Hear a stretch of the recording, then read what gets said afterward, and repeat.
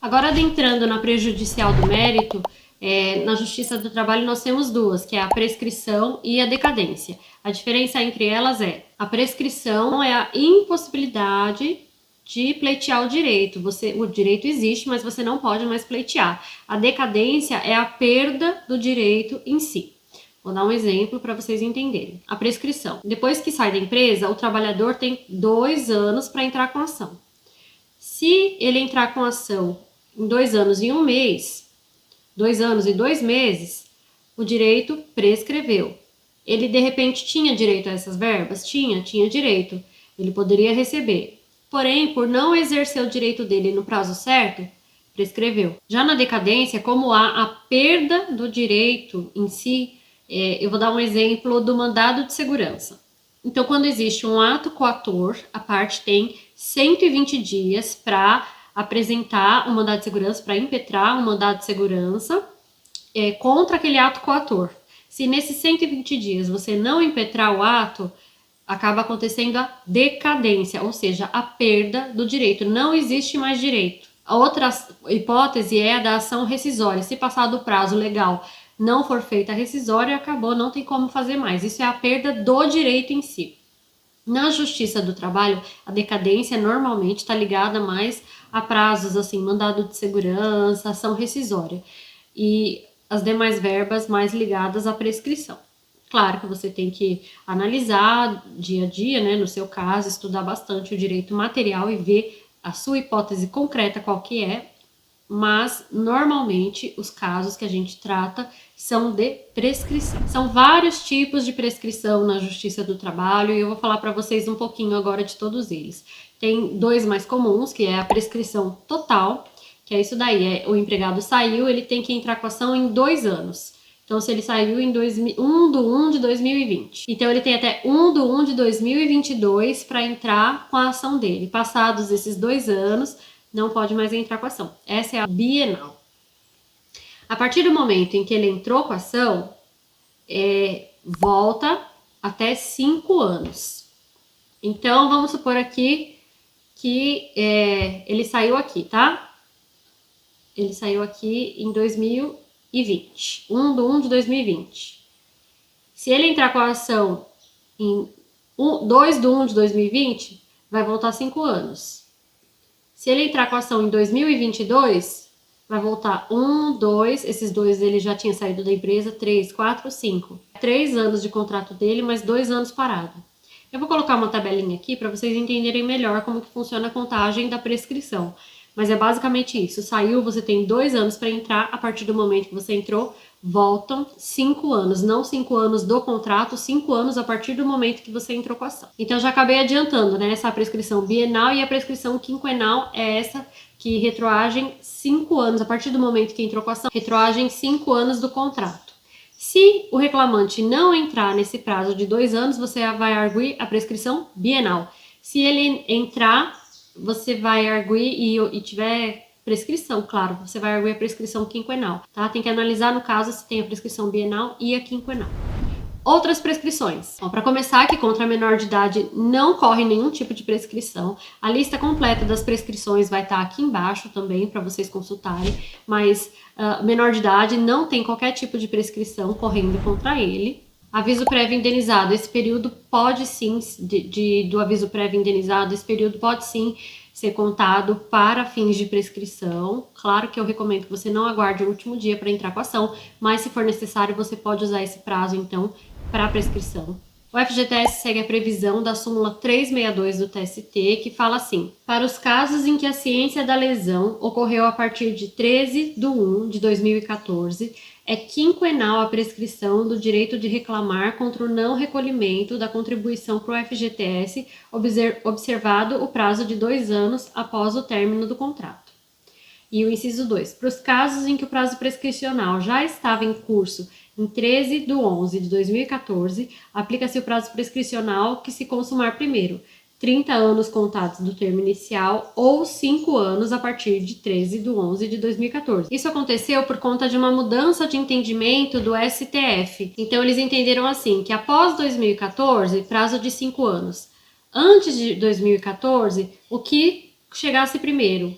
30 anos ou 5 anos. Como assim 30 anos ou 5 anos? Se já tivesse em curso, se completasse primeiramente os 30 anos da data do recolhimento, então valia dos 30 anos. Se completasse os 5 anos, valia os 5 anos. Como essa decisão é de 2014 e a gente já passou de 2019, então agora o prazo prescricional é o de 5 anos. Já para as férias, existe uma contagem específica de prescrição que está no artigo 149, eu vou colocar na tela para a gente ver junto. A prescrição do direito de reclamar a concessão das férias ou o pagamento da respectiva remuneração é contado do término do prazo mencionado no artigo 134 ou, se for o caso, da cessação do contrato de trabalho. Mas o que fala esse artigo 134? Fala sobre o prazo de concessão das férias, ou seja, para ver a prescrição você tem que observar quando que acaba o prazo de conceder as férias. Então você tem que ver para reclamar as férias o prazo do contrato de trabalho, né, do término do contrato, ou o prazo de concessão das férias, assim como está escrito no artigo. E a prescrição quanto ao acidente de trabalho? Aí existe alguma divergênciazinha, mas eu vou falar para vocês sobre 3 súmulas que podem dar um norte. O que a gente se pauta? Na data da ciência inequívoca do fato. Lembrando aqui você tem que ter a cabeça de advogado de reclamada, tá? Então você vai pegar aquilo que for menos gravoso para o seu cliente. E aí você vai bater na tecla de que é essa a aplicação que deve ser feita no caso. Auxílio-doença, aposentadoria por invalidez, suspensão do contrato de trabalho, prescrição, contagem. A suspensão do contrato de trabalho em virtude da percepção do auxílio-doença ou da aposentadoria por invalidez não impede a fluência da prescrição quinquenal, ressalvada a hipótese de absoluta impossibilidade de acesso ao judiciário. Ou seja, mesmo nos casos de auxílio-doença, a prescrição continua correndo. Agora vamos ver o que fala a súmula do STF. É a súmula 230 e fala assim: a prescrição da ação de acidente de trabalho conta-se do exame pericial que comprovar a enfermidade ou a verificar a natureza da incapacidade, ou seja, a ciência inequívoca do fato. No mesmo sentido, a súmula 278 do STJ fala assim: o termo inicial do prazo prescricional na ação de indenização é a data em que o segurado teve ciência inequívoca da incapacidade laboral. Ou seja, a partir do momento em que a pessoa, né, o segurado, o empregado, o trabalhador, ele tem ciência inequívoca, ele não tem dúvida de que ele tem aquela doença, já começa a correr o prazo prescricional. Existia muita divergência se aplicaria a prescrição civil, se seria de 3 anos, 10 anos, 15 anos, enfim. E aí acabou se convencionando que uma doença que seja relacionada ao trabalho, ela tem origem no trabalho, então a prescrição a ser aplicada é a mesma prescrição da Justiça do Trabalho. Então é a prescrição de 5 anos. Então 5 anos a partir da ciência inequívoca do fato. Então, o que quer dizer isso na prática? Vamos supor que uma pessoa tem 10 anos de casa e fala que a partir do 2º ano ele começou a sentir muitas dores no ombro e perdeu, sei lá, uma função do braço esquerdo. Então você vai falar, olha, ele soube disso há 9 anos atrás. Ele já, a partir do momento da ciência inequívoca, ele devia ter procurado os direitos dele. E não procurou, então aconteceu a prescrição. Tem 2 prescrições que não existem na Justiça do Trabalho, claro que tem a do menor também, que eu já falei, mas outras 2.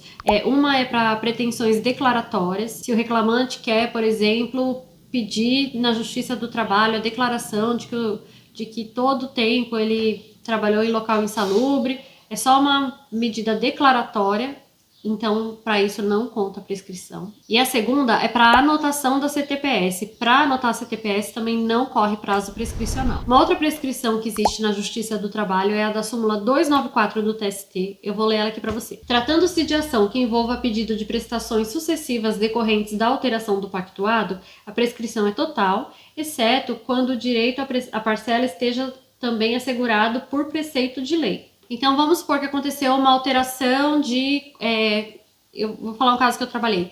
O reclamante teve uma comissão dele alterada. Isso foi alterado definitivamente e lá atrás, no contrato. Em 2011, acho que era. 2011. E aí agora, em 2019, ele entrou com ação pedindo a alteração que aconteceu em 2011. aquela alteração foi definitiva e passou 2 anos, então ele teria 2 anos para falar sobre aquela alteração. Não falou, aconteceu, porque é um trato sucessivo, né? Ou seja, todo mês está sendo paga a comissão e a alteração aconteceu lá atrás. Então, ele teria 2 anos para falar sobre aquela alteração que ele achou que era lesiva. Não falou, prescreveu. E por fim, temos a prescrição intercorrente, que não existia na Justiça do Trabalho e passou a existir com a reforma trabalhista. E é o artigo 11A da CLT que fala assim: ocorre a prescrição intercorrente no processo do trabalho no prazo de 2 anos. A fluência do prazo prescricional intercorrente inicia-se quando o exequente deixa de cumprir determinação judicial no curso da execução. A declaração da prescrição intercorrente pode ser requerida ou declarada de ofício em qualquer grau de jurisdição. Ou seja, sendo bem transparente e falando da forma mais simples possível. Em execução, se o processo ficar parado 2 anos, acontece essa prescrição que a gente chama de intercorrente. Acabou o processo. A gente vai explorar isso mais em execução. Tô falando aqui só para você conhecer os tipos, não é uma prescrição que a gente vai arguir em defesa, tá? É uma prescrição para a gente arguir lá em execução. Uma outra questão relativa à prescrição, e para finalizar, é uma questão muito particular desse momento que a gente está vivendo agora, relacionado à Covid-19, pandemia, coronavírus. Então, para esse período, não está correndo prescrição em casos de direito individual, no período de 20/3 a 30/10. Isso é uma explicação um pouco mais complexa. Eu vou deixar aqui embaixo uma matéria que fala certinho por que que tá assim, por que que não é, como vai até 30 de 2010 e a gente já tá para frente dessa data. Então, eu vou deixar aqui embaixo a explicação, você tem que ver se é aplicável ao seu caso, tá? Mas de 20/3 a 30 de 2010 de 2020, não correu prescrição com relação ao direito individual. Então, esses são os principais pontos sobre prescrição. Se você quiser esclarecer alguma dúvida, tiver dúvida de contagem, quiser acrescentar algum ponto, deixa nos comentários, interage. Se você já viu alguma coisa interessante relativa à prescrição, deixa nos comentários. Lembrando que a prescrição também é um caso de ordem pública, uma matéria de ordem pública, então você pode arguir a qualquer momento do processo. Eu já arguí em contestação, eu já arguí em recurso, eu já arguí em execução, então a prescrição você pode arguir a qualquer momento. E agora a gente finalmente vai passando as preliminares e prejudiciais de mérito, a gente vai entrar agora na contestação.